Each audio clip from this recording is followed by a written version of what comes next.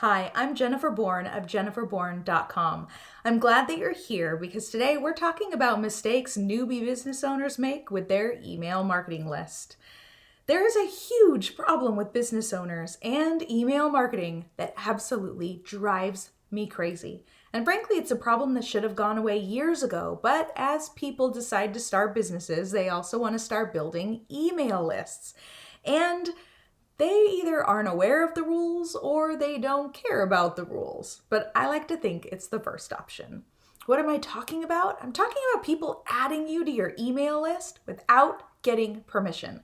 I am appalled at how many email lists I seem to get added to after attending events or networking luncheons or conferences. I'm also really disgusted at the number of people who think that a connection on LinkedIn means that I also subscribe to their email newsletter.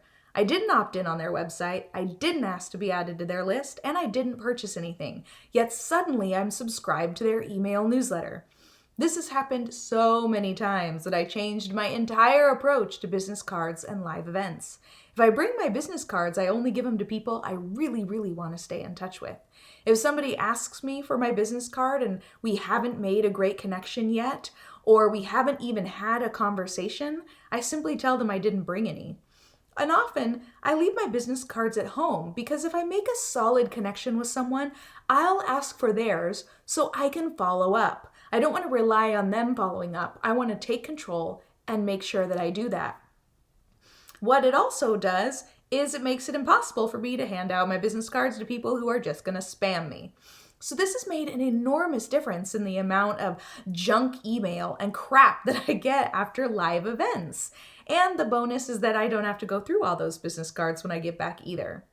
Now, the second thing that's causing issues with email marketing is that when the General Data Protection Regulation, or GDPR, became a thing, everybody was so concerned in 2018 that some business owners thought it would help reduce spam and unsolicited email sales promotions. But I don't know about you, I've noticed since GDPR went into effect, it's only made things worse by clarifying exactly what types of emails businesses can get away with sending you without consent. Now I'm getting more spam than ever, and it's being justified by its legitimate business interest, and I didn't sign up for it, and I don't want it. So I'm sharing with you some email marketing mistakes for you to avoid, right? Mistakes that you should ditch so you can use good email marketing etiquette, build better relationships with your subscribers, and avoid spam complaints. So first, getting a business card at an event doesn't mean you have permission to add them to your email marketing list. Subscribing to somebody else's list also doesn't mean you get to add them to your list. It's not a quid pro quo. It was your choice to subscribe. Give the other person the same option. Don't add everybody that you know to your email newsletter list, right? Respect their overcrowded inboxes and don't assume that that's how they want to hear from you. They may choose to subscribe to your blog or like your page on Facebook and turn on notifications so they can hear from you in a different way. Make sure that you include an unsubscribe link at the bottom of every email message, right? Every newsletter or sales message you send to your list must have the ability for someone to unsubscribe, right? Don't make it hard, don't bury it, and don't hide it. Next, never share your email list with another person or a business unless those that opted in were specifically told that the list was going to be shared. Next, don't email your list every day. Oh my gosh, don't email your list every day unless those expectations are set that they are signing up for a daily message. Remember, every time you email your list, you're inviting them to unsubscribe. You're reminding them that you're on a list and you're giving them the opportunity to say, this isn't for me anymore. So you want to make sure that when you are reaching out, you're reaching out with a purpose and not just because somebody said you should send it so many times a month or a week. Connecting with someone through social media also doesn't mean that you can all of a sudden spam them with your marketing promotions.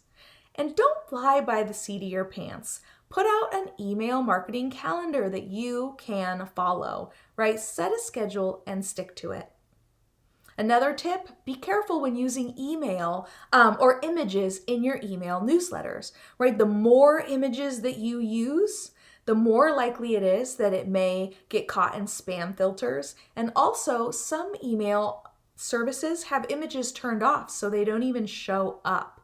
So you want to think about, what is your newsletter going to look like if someone has images turned off or those images don't load?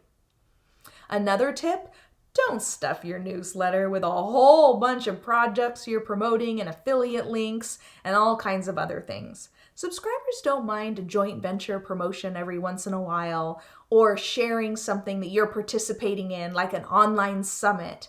But if you do it too much, you're going to lose subscribers, and that's going to hurt your business.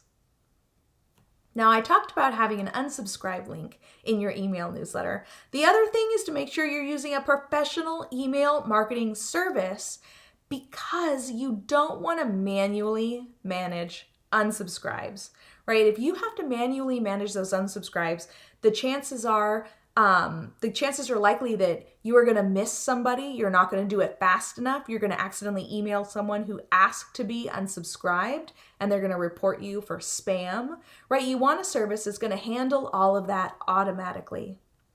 Also, respect your email list, right? Don't waste their time with glossy, crappy content just because you needed to send something on a certain day. Right? It's better to send something that's high value less often than something that they're not going to find very valuable and that they're going to start ignoring. And you also want to make sure you have a purpose for your email list. You don't want to send email just to send email, right? Have a purpose. What is the call to action? What is the reason? What do you want to have happen as a result of sending that newsletter? And last, don't take subscribes personally. Right? It's okay if your content isn't a fit for everyone.